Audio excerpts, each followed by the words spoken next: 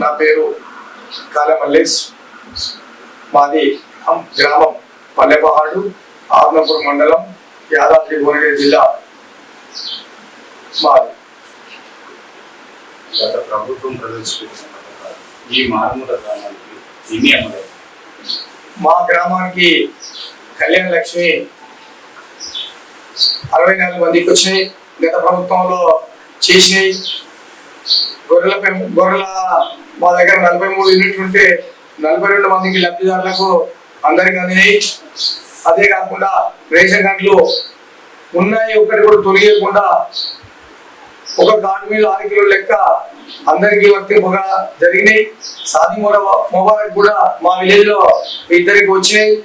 అంతేకాకుండా వాళ్ళ CM relief fund అనేది దాదాపుగా పార్టీలకు ఖచ్చితంగా నేను గ్రామ శాఖ అధ్యక్షునై నా దగ్గరికి వచ్చిన ఎవరు వచ్చినా ఈ పార్టీ నా పార్టీ అనకుండా నేను ప్రభుత్వం దృష్టికి తీసుకుపోయి మా దగ్గర కూడా 30-35 మందికి సీఎం రిలీఫ్ ఫండ్ చెక్కులు అందించడం జరిగింది.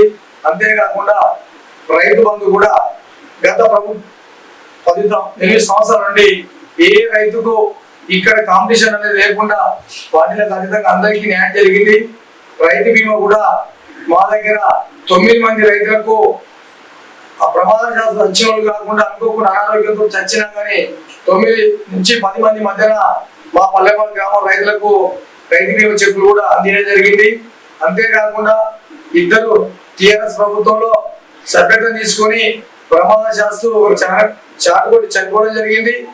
ఆయనకు 2 లక్షలు ముంబై యాక్సిడెంట్ అయ్యి ఒక అబ్బాయి చిన్న పిల్లలు ఉన్నారు, అతను కూడా యాక్సిడెంట్ చనిపోయినందున ఆయనకు కూడా 2 లక్షల రూపాయల చెక్కును ప్రభుత్వ పరంగా వాటి తరఫున మేము గ్రామ శాఖ నుంచి అందించడం జరిగింది. అంతేకాకుండా మా మహేందర్ రెడ్డి గారి బెంగళూరు ఫౌండేషన్ తరఫున మా కార్యకర్తలు నిరుపేద కార్యకర్తలు చనిపోయినా కానీ ప్రభుత్వ పరంగా కాకుండా మా వ్యక్తిగతంగా సార్ దగ్గరికి పోతే వాళ్లకు చావు ఖర్చులకు నిమిత్తము 5,000 రూపాయలు మేము ప్రతి ఒక్క కార్యకర్త కుటుంబంలో చనిపోతే వాళ్ళకి మాత్రం అందించడం జరిగింది.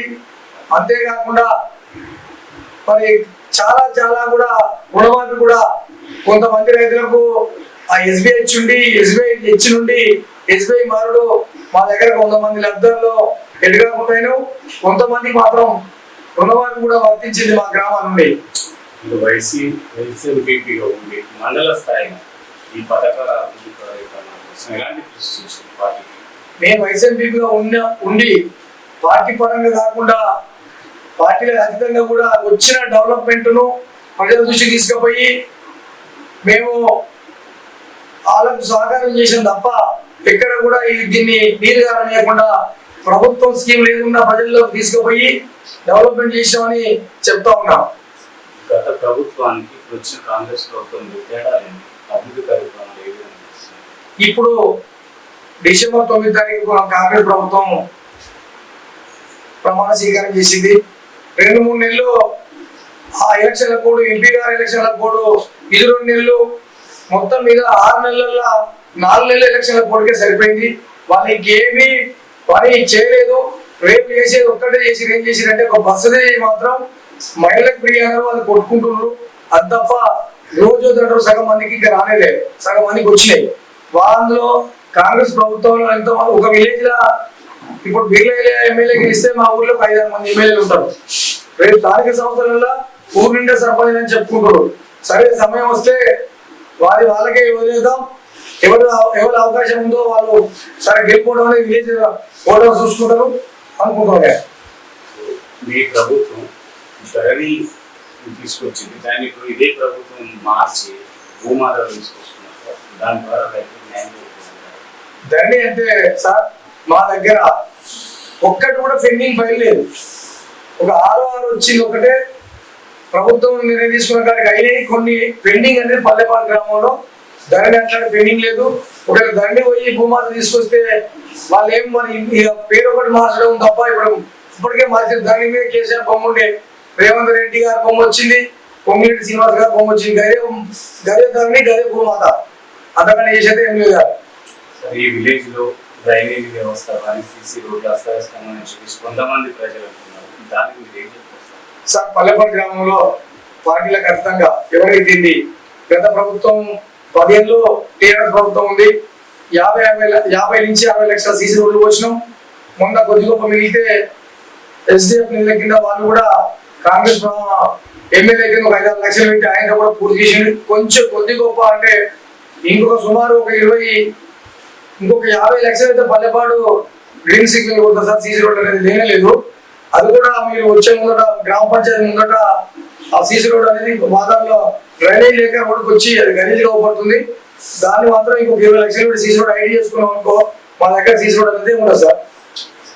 బీజేపీలో మీ బీఆర్ఎస్ విలీనం చేస్తే కవిత ప్రేమిస్తామని చెప్పేసి అది ఎంతవరకు? ఇక అది స్టేట్ రాజకీయం సార్. మీరు అడిగిన నేను బీఆర్ఎస్ బీజేపీ వీళ్ళం అనేది కాదు.